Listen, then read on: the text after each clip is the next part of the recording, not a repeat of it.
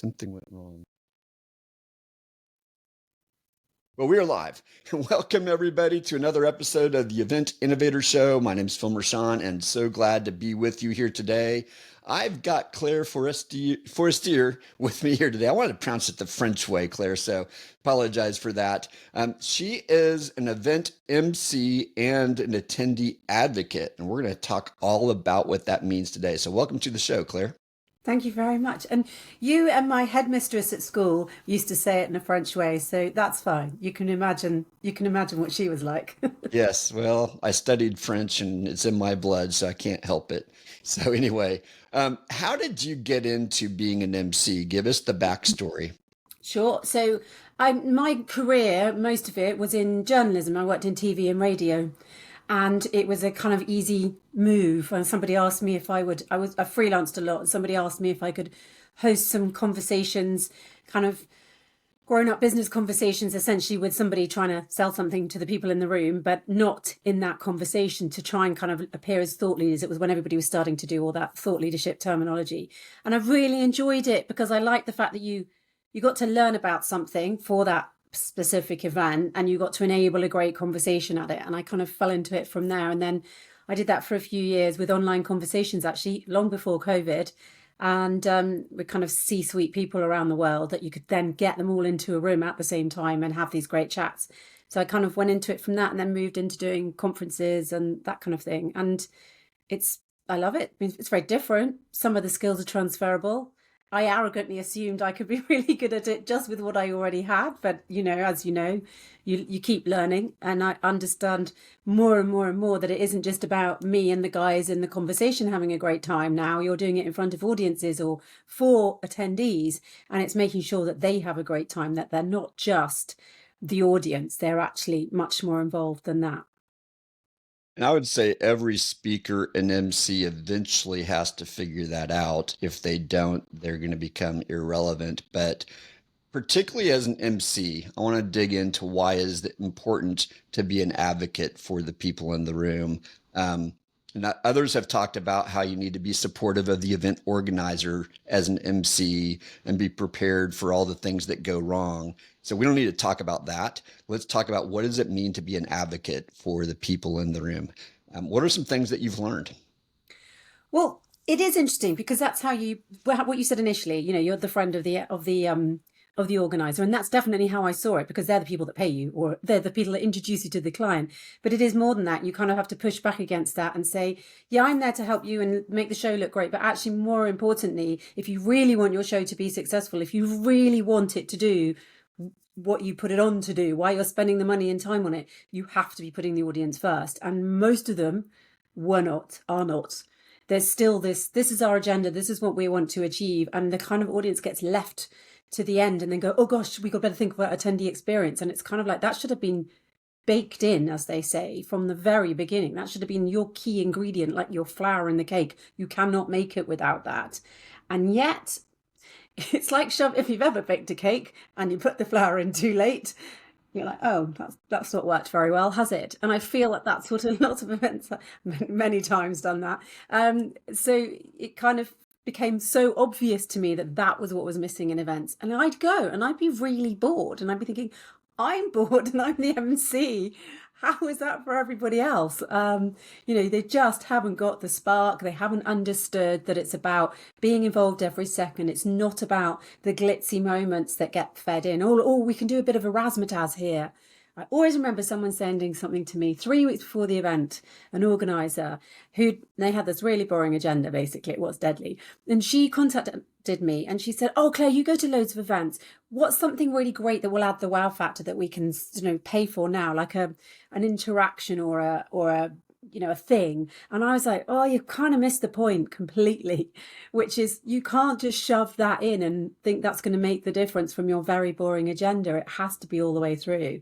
I mean, I said it really nicely, but right.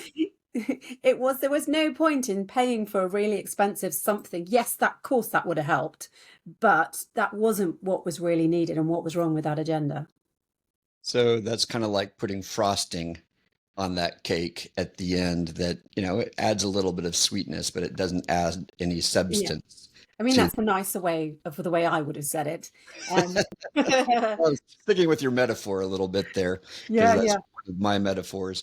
I've been thinking about it like this recently. So if you were trying to build a house and you just got the construction crew out there and said, build me a house, yeah. they didn't have a blueprint and they didn't understand who they were building it for, which starts with an architect and what the design of it was and what's going to be unique about it, then you're going to get a house because these people know how to build houses, but it may not be what you wanted at all. And I feel like sometimes event planners do that. It's not their fault necessarily.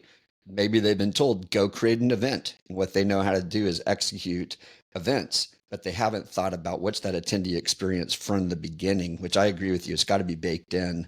Otherwise, it is going to feel like an extra. Well, and a lot of people who are organising events, it might not be the only thing they're doing in their job. I'm finding that a lot, actually, as more and more companies put on events.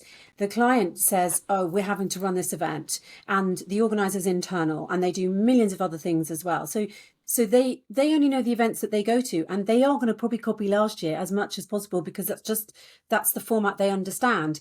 And it ends up being, it looks very, very samey, and there's no consideration for the fact that maybe the people coming into that house or that event need different things now. The world's really changed. Our expectations are super high, and just turning up to a business event and it being what it was 10, 20 years ago, and some of them are still like that, as you know, it's not good enough anymore. It's not working, and they're kind of like, I don't feel involved, I don't feel included, I don't feel special, this is just blah. And they're then disengaged through a lot of it, or they're just going through the motions, and it's such a wasted opportunity because it doesn't have to cost a lot of money to get the attendee experience right. It's just, if you are thinking about that right from the beginning, it should just happen. Yeah, let's get practical here because this is great philosophically, and I'm in Cool. agreement, and probably a lot of people listening are. But let's talk about some questions that you ask that help you move the audience from disengaged to engaged. What are some things that you think about, ask the organizers so that you can get to know the audience in advance? Well, obviously, who are these people? What do they expect? What do they want from the day? Why are they coming? Do they have to come? Have they bought a ticket? Is it a three-line whip from their boss? All of those things are really important because you then understand the mood when they walk in the door. Are they there because they're really excited about being there and they would have come whatever and they've paid a fortune for it, like going to see your favorite band? Or are they there because, I don't know, they're going to get chartered surveyor points, or what do they call it, CPD points in the UK? I don't know what they call it around the world. Or are they there because they'll get sacked if they don't? Or are they, and are they coming with the right frame of mind, or is it just something massive on top of everything else they have to do, because that's going to make an enormous difference? And if they are coming, why are they coming? We've kind of established that. Are they coming? Are they telling you that they're coming because they want to meet people? That's the most important thing. They want to do business. All of those things. You will have an agenda, they have an agenda. You really need to understand their agenda. So whilst you're sort of putting your agenda across, you're keeping them happy. And I always relate it to when I was training people, and I still do train people in media training, so businesses how to talk to the press and get their stories in and get invited back on again. It is that making sure that the agendas cross and link and have something to work together, because if you do that, that's the sweet spot. And I think it's when you cater, what's your agenda? Why are you having the event? What do you want them to take away? Why do you think they're coming? How is that matching? Is it matching? Have you thought of ways to do that? And if they just say, well, yeah, we've got a networking session, we've got, my pet peeve, warm wine at the end of the day networking with really loud music. Like, well, they said very specifically that they need to meet key target people, and you haven't allowed that to happen.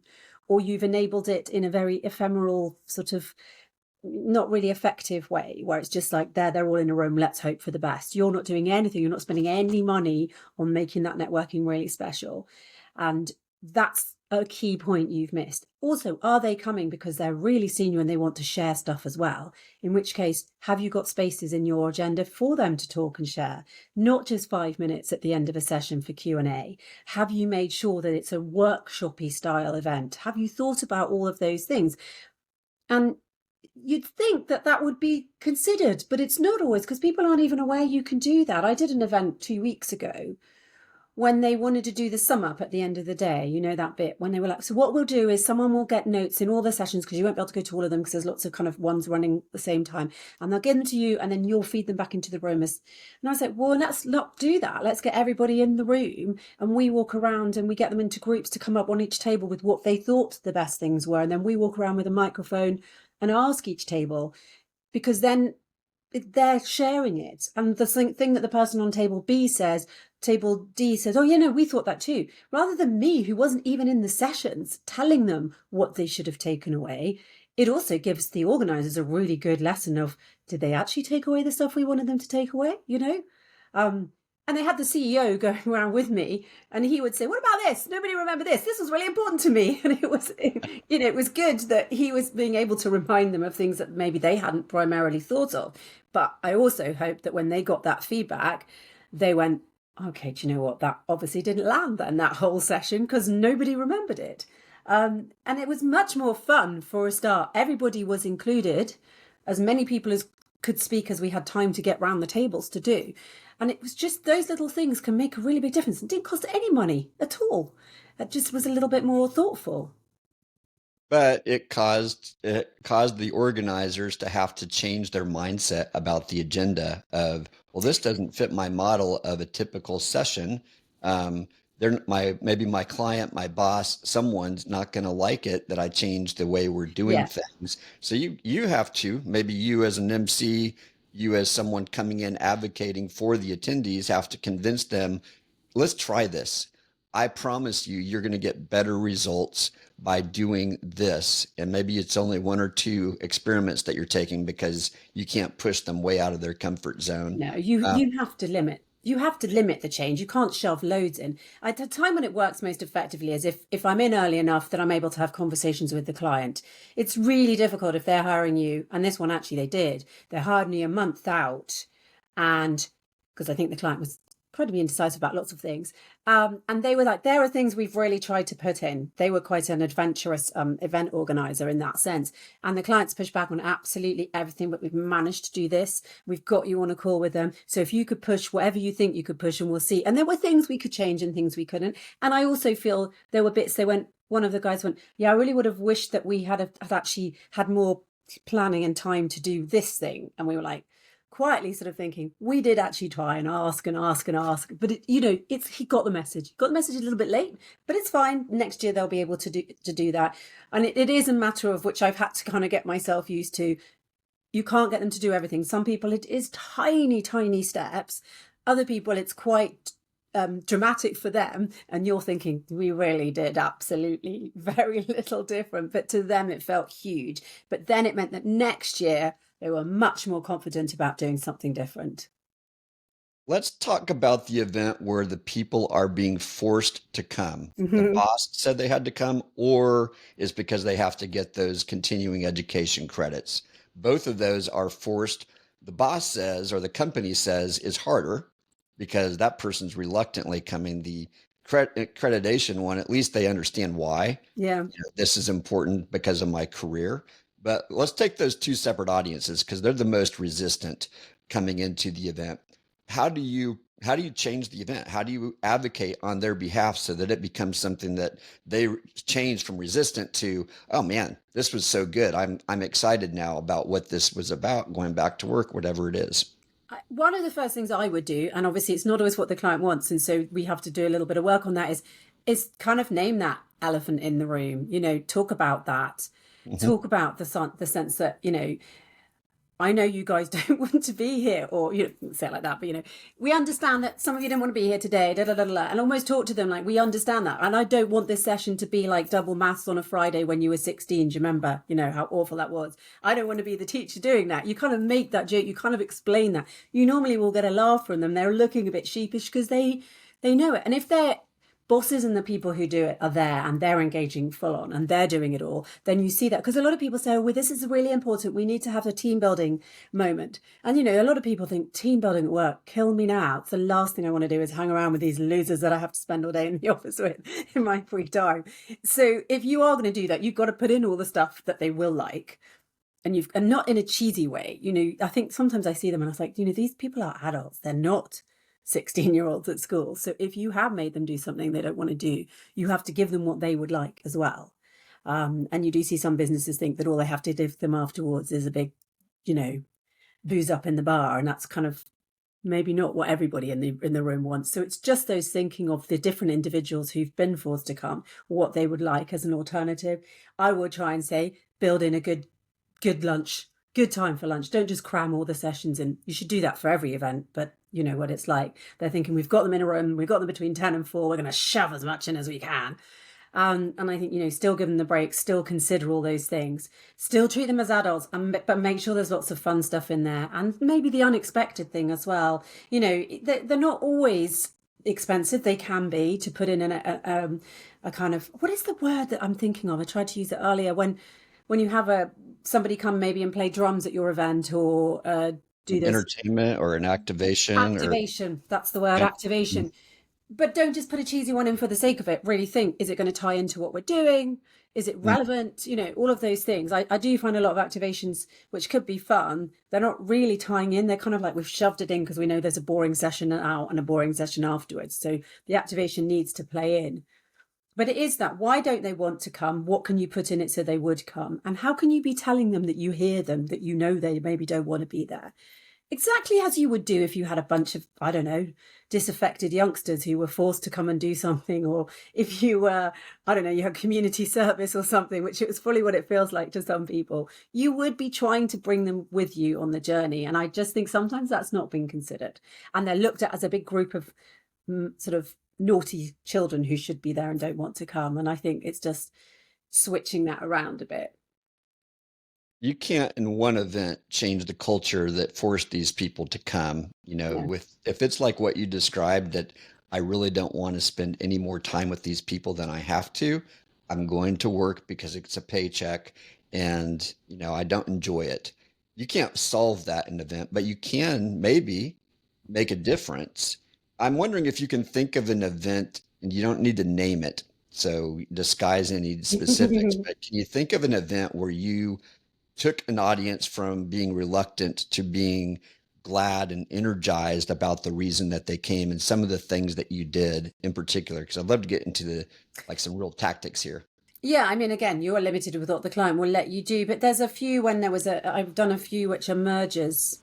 So you're bringing different parts of companies together who really don't like each other and may have been in competition before, who are worried about losing their jobs and rights and all the things that part of the business that they're in is suddenly changing. And it's just really working with the senior leadership team who are having the event to get them to be as honest as possible, to start scrapping a lot of the scripting, to not allow them to have everything pre-prepared, to make sure there are polling platforms, anonymous polling platforms, so people's questions will come up. Now, obviously, they're scared someone's going to say something really offensive. But as I try and say again, when I do the media training, what looks like a really negative question isn't necessarily a negative question. It's how you choose to frame that. And you can practice your potential answers. You can have your lines to take that you've agreed within the kind of HR structure of what's allowed to be said, but you're addressing it really honestly. And you see the feedback from people. You see when they see their questions are being acknowledged. And you pick, a lot of people might ask the same questions and someone might ask it in an angry way. You'll pick not the rudest, angriest question to answer, but you'll say, look, there's a lot of questions about this. We can't ignore this. We can't pretend it's not an issue. How are you going to answer that? How are you going to help people with that? And if they don't know, really have said to them, if you don't know, make sure you say that, because a lot of time they go, no, we're not going to do those questions because we haven't decided that yet, or we're not going to do this because we think that might cause anguish. And I'm like, no, you have to. And when they do, you really see the audience kind of go, oh. And when I'm in the loo or whatever, and I'm just chatting or getting a drink, you hear people say, and they'll say to me, God, I thought this was going to be awful, but I'm really glad that you asked them that question. And I don't go journalisty on them, but I'm saying to the people beforehand, let me do that. Let me play that. But sorry, Jim, I don't think that's going to be an answer. Not in a bad way, but we've planned and we've talked about it. They're not going to get anything shocking, but audience sees they've been honest. And I think those ones work really well. Again, you have to have people brave enough to do that. Not every organisation will. And that tells me a lot about the culture within it. And you think, well, no wonder nobody wanted to be here. And you can't change everybody. Some people will say, oh, yeah, no, really, that was brilliant. I'm so glad you slightly forced us to do that. And, if there are games that are being played, if there are interactions, make sure they do it too, because it's amazing how many times they'll be like, yeah, well, that's not for me, is it? That's for the... I'm like, no, they need to see the chief executive make a fool of himself and do that too. They really need to see that. Because if they're doing it, you should be doing it. When you get them to do that, it's so good. This is really good because you're not talking about just the event where everybody came and paid the thousands of dollars because they want to learn and they've got the intention. Like, you're dealing with real issues.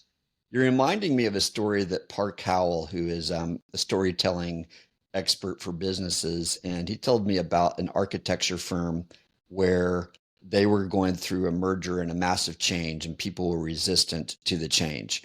And so they brought them together for what looked like an annual meeting. Everybody's in these metal folding chairs in this auditorium, and they've got the platform set up. It's not even beautiful.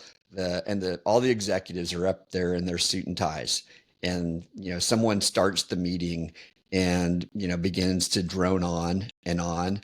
And then the CEO gets up and says, "No, this isn't the way this is going to work."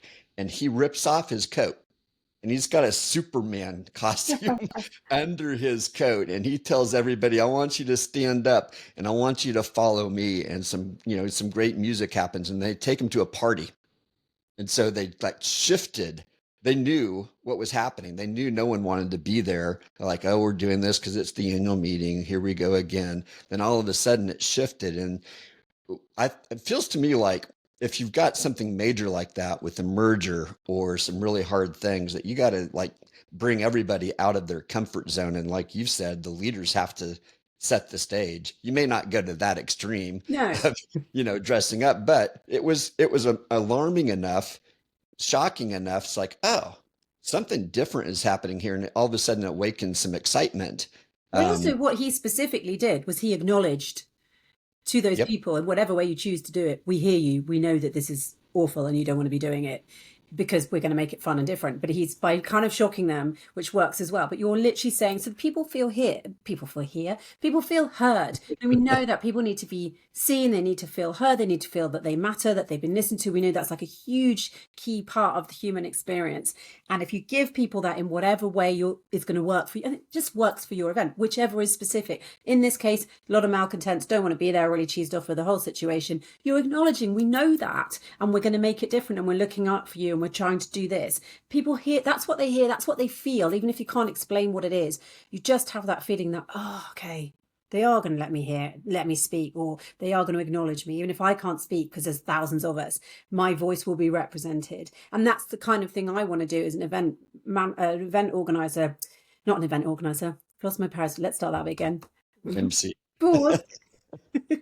That's what I would try and do as an MC, is that represent the audience. So sometimes there is no way we can get actually a Q&A session going because of time or the amount of people, but it's acknowledging it. So it's having somebody who can ask questions, or who can put a place for them to do it, and me being able to respond to it and say, so we're getting questions in about this. The guy John here in Alaska said this, if it's an online one, or because not everybody is John in Alaska, but people think, well, if they're listening to John in Alaska, I could be John in Alaska, I'm getting my voice heard. It's like when you have phone-ins, radio phone-ins, and someone phones in with a problem like yours. It's not your problem. No one's listening to your problem, but they're listening to that problem, which represents your problem, and you feel included and represented. It's why we talk about representation on television and in public life, so that everybody feels that someone who looks, sounds, and feels and comes from their experience is being listened to. That's something that's really important, and we can do that in events, however big they are.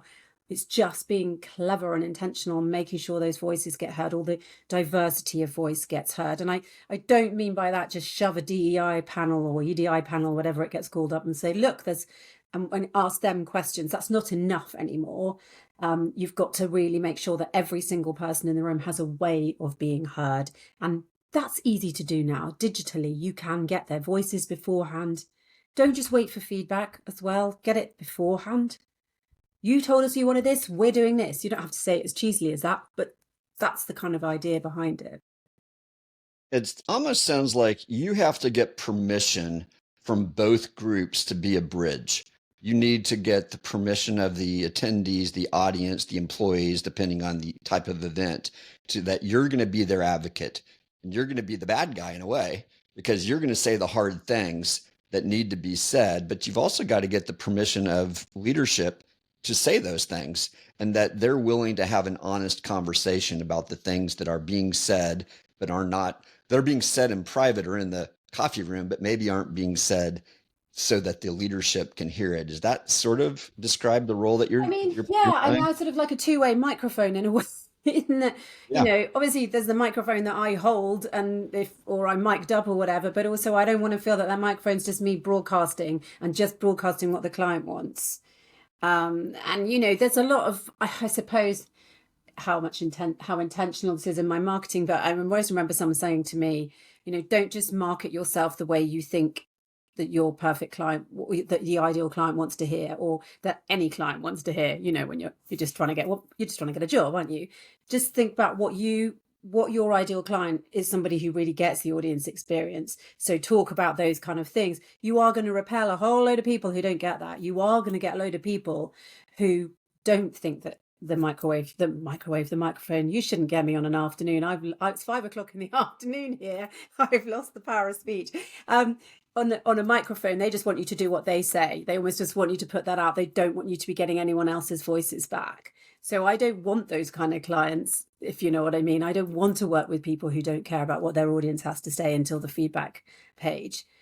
So it's going to always be a push and pull, because somebody in the group that's hired you will want you to be doing exactly that. Other people will not. So you are always going to be trying to keep everybody happy. But if they can be brave enough to actually take the voices of the audience and use them and give them space to talk, and their event's so much more successful, and they achieve the goals that they had for the event, and then they kind of get it, and then you're away. You know, the potential's really high, and the next event there's even more opportunities for people to engage.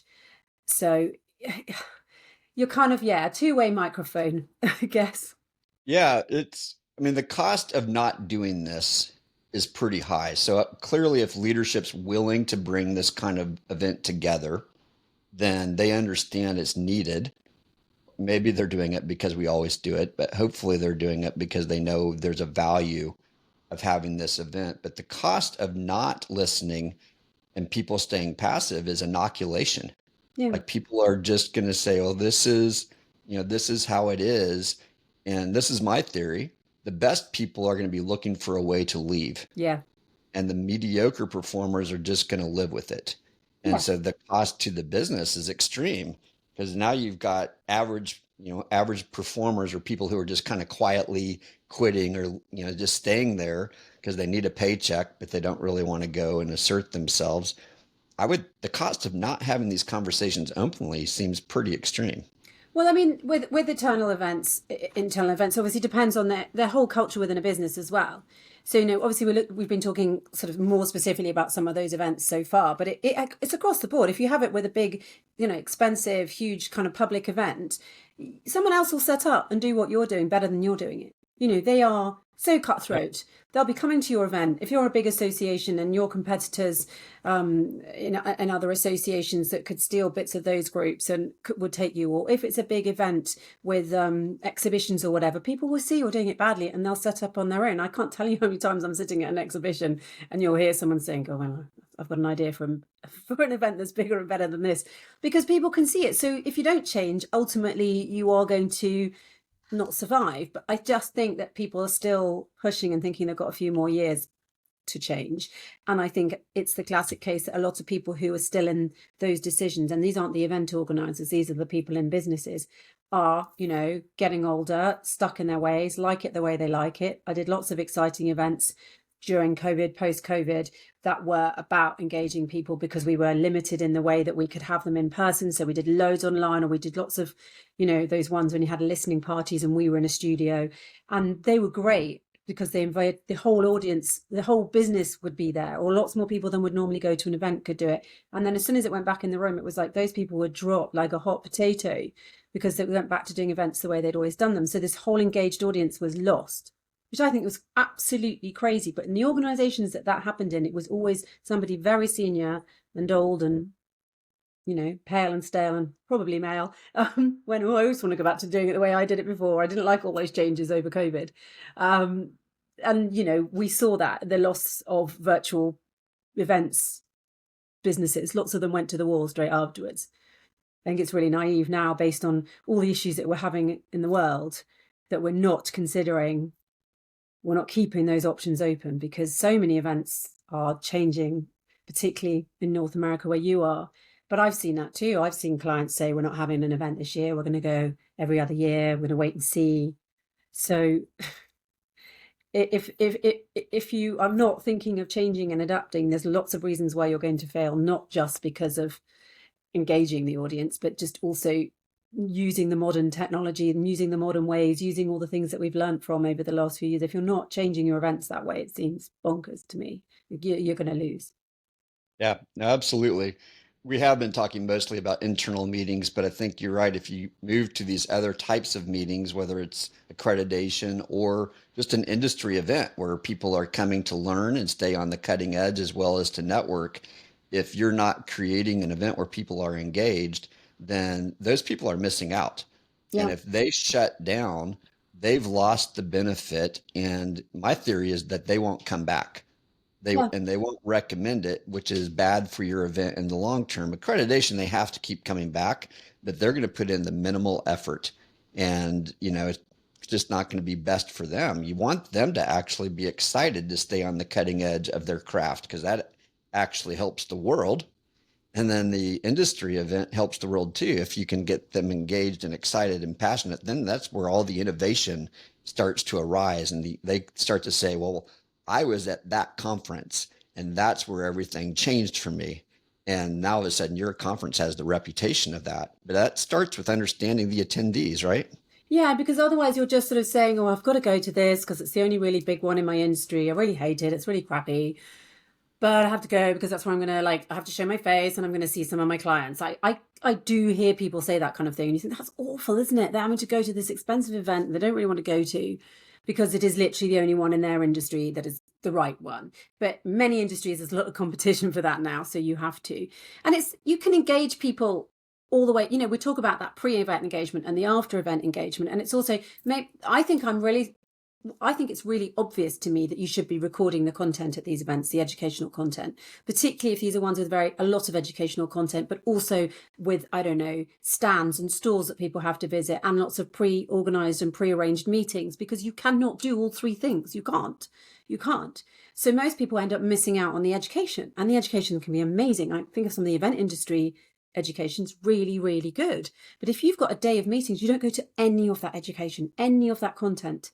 And you should be going to, even if it's targeted at someone sort of adjacent to your job, if it's targeted to an event planner, but you are working in event tech, you should still be going to that, because you should be knowing what they're caring about and understanding and bothered by. And you should be able to listen to the kind of things that people say there. And most of those people don't get it. I sit there and I talk to people on stands and they've seen nothing of the education at all.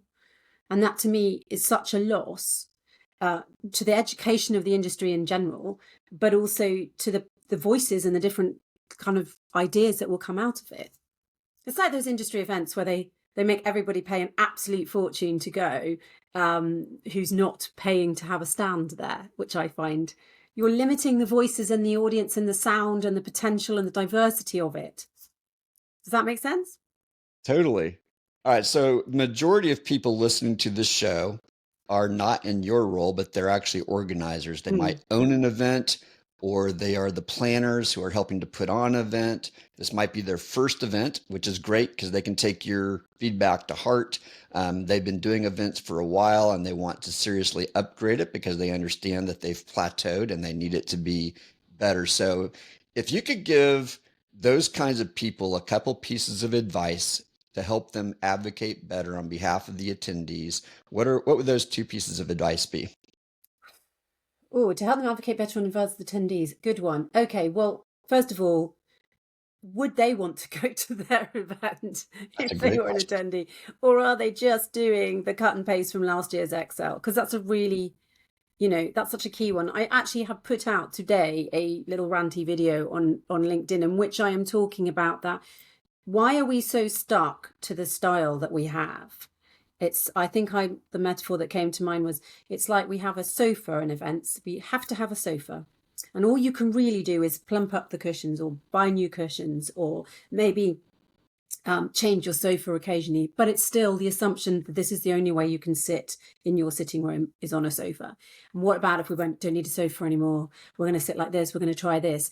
It feels like if anyone ever does that, it's too difficult. And I'm saying by that, you don't have to have a keynote, 3 plenary sessions, a fireside chat, and a whatever. It's like, will that keynote deliver what we want? Does that work to actually do what the goal of the event is? Will a panel do that? Or is a panel just us going, we need to do a panel because otherwise it's too many straight white men talking. We need it to look more diverse. Are we hiring a female MC, which happens because everybody else there is a man?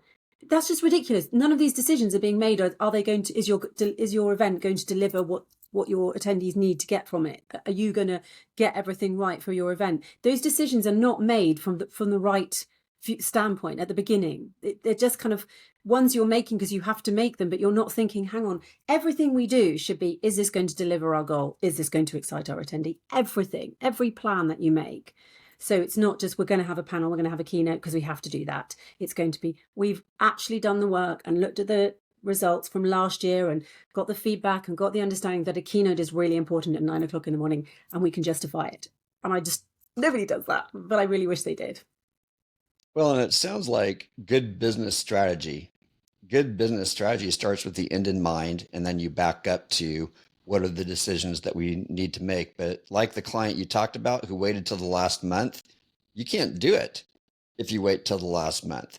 If you start 6 months out or 9 months out or a year out, depending on what the size of the event and the impact, then you've got time to ask those questions and make sure you have the right things in place and do the experimenting, the activations that you want and address what the concerns are. Now, if you had a merger, you probably do have to have that meeting pretty quickly. That's a whole different deal, but that's really setting the stage for an open conversation. So I think we're talking about regular events that people are doing that really can start early and ask those questions that you're asking, because those are super important. I mean, my other key bit of advice is use the hive mind that's involved in your event, because I think there's a lot of siloing in events. So, for example, when I say that I get hired quite late in the process, because it's like, we're doing this, we've got our agenda set, we've got this, we've got to talk this, and then we're going to go, oh yeah, we're going to do an event, an MC, let's get an MC.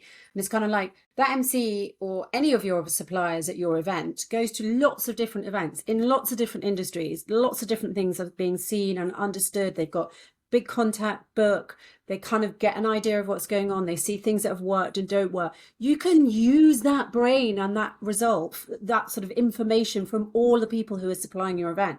I feel it's so weird. I talk to lots of AV people who go, I've turned up and there's something that we do as a key thing in our business, and they've hired someone else to do that bit. We could do that bit. They didn't need to hire 2 of us. And it's because they didn't talk. They went, oh, we're going to you for this and we're going to go for you to this. And they haven't understood they could have got everything in one place, but also that your event platform might know someone who does this and who does that, and they might work with them regularly. They might have ideas. Get them all together and use that very expensive talent that at some point you've hired for the event, because obviously within reason, you can't expect everybody to come to every single meeting, but there's so much. I can't tell you how many times people go, oh, I didn't even know you could do that, just in casual chat at the event. I'm going, yeah, I could have done that, or I knew someone who could have done that, or this could. You don't know till you ask, or till you have those conversations and you open your mind up to the fact that everybody's helping you with your event knows loads. Use it. And I'm always blown away that people don't. It's a really very good point. You're doing probably 20, 30 events a year as an MC.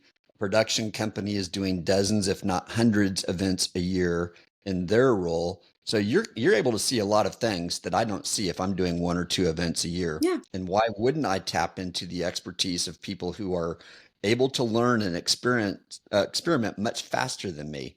You're going to make my event better if I tap into your abilities instead of assuming that I know everything that is out there. Yeah. And I do get the odd person who will say, oh, Claire, we're going to use you again at next year's event. If you come up with stuff this year, just, put it in a note and a few months out, or send it to me, and I will then say, oh, I saw this at an event. I thought of it for next year's event for you. Don't know what you're doing. And it's not like, you have to hire me next year, but it's more like, I saw this. I thought it would be great for your event. You know, sometimes they reply right back to you. Sometimes they probably think, oh, she just wants to get hired again. I don't know. It doesn't matter. I don't care. I'm just sharing the love. But it blows my mind that people aren't asking that. And also, I don't necessarily know. If I don't know their event, I don't know what to tell them about. So it is worth having a chat. Claire, we're going to talk to a couple of Emcees. When someone says that in a preliminary meeting, like maybe before they've hired you and they're looking at a couple of other people, if they ask, what are you seeing that's really interesting in events at the moment? Or what do you see that gets missed? So few people ask that. They're normally just telling you, this is what we're doing. Can you do it? And then they'll give it to whichever MC convinced them in the call that they can do it, rather than what are your ideas? So, yeah. Well, I think if you position yourself as a partner as opposed to just talent, then you're much more likely to be hired again, because now all of a sudden you are advocating for them as well as the attendees, and you want their show to be better, more impactful. So, MCs out there, take that to heart. Become a partner, not a talent. It's not just a gig. It's a chance to really make a difference. And I think understand that when you're hiring people, when you're hiring an MC, get them in early, because then they are a partner, as opposed to getting them in late where they're just the sort of person on the stage. I think it's just used. Everything is expensive attached to events. So everything that you're investing in, it's just kind of squeezing as much out of that investment as you can. And I'm obviously not to annoy everybody and overwork them, but just think, there's a brain attached to that person on the stage. I could be using that, asking them how they could help our event. What other services do they offer that I could use? There's so many times that I'll see a video of somebody that's being played at this event, and it's really awkward and terrible and mortifying, and the person absolutely hated it. And I'm like, oh yeah, well, I do loads of working with people to make them more confident on stage and things. And you could have used me, honestly. I probably would have done it as part of my deal, to be honest, because I'm working with you. But if not, it would have been very cheap. And then if comparatively, you're already using me for me on the day before, because I'm in the hotel ahead of your event. I could have helped you. And they'd like, I didn't even know you do that. You're like, okay.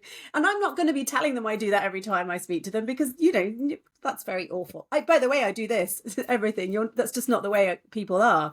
But it's just think around the problem. Oh, these people are very skilled. How else could I use them? Yeah, I think, one of my other guests, Quinn Conyers, talks about get on the calls as soon as you can, because in that context, you're going to be able to offer insights and say, hey, I can take that off your plate, because that's what I do. So you're not coming in trying to sell services, just like, okay, you hired me for whatever, 10,000 pounds in your case, $10,000. I'm going to be a part of your team. Yeah. I'm not just getting there to be on stage. I'm going to be part of your team, because I want to see your show succeed. And I can't do that unless I get to be part of the conversations that you're having. And I want to add as much value as I can. When I'm on site, I'm there 24/7. I'm not doing anything else. I'm not checking, emails, serving other clients. I am there. You will know that I'm there with you. I think you have that kind of attitude. Me as a event organizer, I want you back, because I can tell when someone does that versus someone who's just showing up and doing their little bit. And there's one guy, I had to find him to make sure. And I was thinking I was going to have to fill in for him because no one knew where he was. It's like, okay, that's not good. Yeah. Right. So, well, we have covered a lot of ground here, Claire. I'm going to move us toward our saxophone ending. So I want you to think of 3 words that stand out to you from this conversation. Oh, that's a really good one. I thought I had them, and then I changed my mind. The idea of the advocate, because everybody could be an advocate for the audience, and the event planner can be an advocate for the audience. And I think it's remembering that all the way through, just to advocate for your audience all the time and try and use that as the pushback. That's super important. And also persuade, because I think it is a lot of persuading and patience, because they aren't going to change overnight. And if you are an event planner and you work with a regular client, or you're an internal event planner, you will know, oh my guys, they don't like this, they don't want to do this. That's the mentality that you're going to have. And you just have to be really patient, and just tiny little steps will make the event better. It just may not happen all at once. I love it. All right. So advocate, persuade, and patience. Does that help? Yeah, let's do it.